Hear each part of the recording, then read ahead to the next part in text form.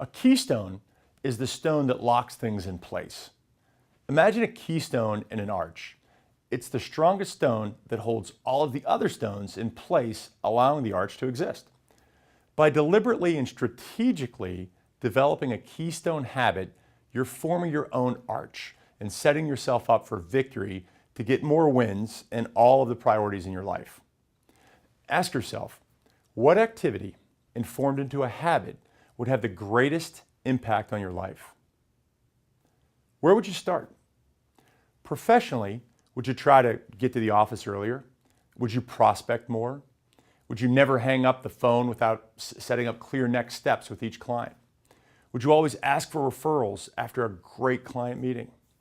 Would you read or take more online courses like this to improve your skills? How about personally? Would you start exercising on a regular basis? Stop drinking or smoking? Would you spend more time with your family? Your keystone habit is going to set off a string of wins to help you build your confidence and momentum. This boost acts as a reward necessary for change to become habitual. Here are two habits that I can point to that have helped me personally. The first one happened out of sheer embarrassment. I've told the story before where I was just out of college interviewing for my first real job, and I was asked, what self-help books or audio programs do you read or listen to for constant improvement?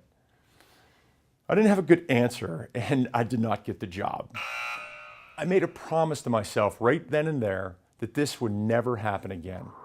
I began to read all the great self-help and leadership development material that I could get my hands on. Years later, I formalized the process and still practice to this day to read or listen to a certain amount of new material on a quarterly basis. Since I was 23 years old, I've never missed. Recently, I read that Mark Zuckerberg challenges himself to 2 new books every month. No wonder Facebook has made him one of the richest people on the planet. Professionally, this is the #1 reason that I've achieved many of my goals. In an upcoming course on goals, I'll share the details of while I was at the time a top producing sales professional, I created a mission to be a VP of sales of a company by the time that I was 35 years old. I not only accomplished this, but exceeded it tenfold, in my mind at least, when I became the president and CEO of Slazenger a few months after my 35th birthday. None of this would have happened had it not been for my keystone habit of becoming a student of the game of learning in the field of sales and leadership. If you've gone through any of our on-site live workshops, I'd be surprised if I didn't reference the book from Stephen Covey, The 7 Habits of Highly Effective People. In particular, Covey's 7th habit, which he refers to as the habit of renewal, sharpening the saw or sharpening the axe, as I sometimes call it. The second keystone habit that I want to share with you today occurred more recently. 2013 is when I developed the habit of exercising, one that I had not focused on for over a decade. To be more specific, the habit of exercising 10 full hours per week was my mission until I reached my outcome goal. Success with this keystone habit had even a larger domino effect in that I not only lost weight, but I felt better. Those little aches and pains that I was simply dealing with and wrote off as being closer to 50 years old than 40 simply went away.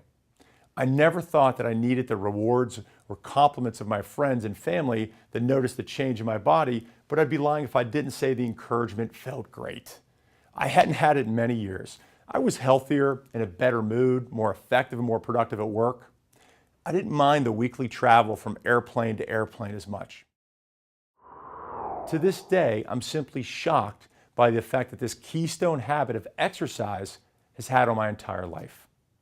The habit of investing time to exercise stuck with me. It's now just part of who I am. I'm constantly changing my exercise routine and other routines, but I can't imagine not maintaining a focus on my health as I get older. We all have things to do which are important, but not urgent. My habits cause me to do these things early in the day instead of procrastinating or putting them off indefinitely. This allows for more free time for my wife and kids in the evenings when I used to do other activities. A few years ago, my son Zach was dealing with some health issues that prevented him from starting college on time. He stayed at home for a year to get better, and the doctor shared with him that there's simply not a pill in existence today that yields the benefits of exercise. Zach was already a solid athlete and in great shape, but he stepped up his exercise routine per doctor's orders, and now he's having a time of his life at the University of South Carolina. I actually hear more stories about Sigma Chi than I do about his studies, but hey, that's another story, right? These two habits have had such a domino effect on my life.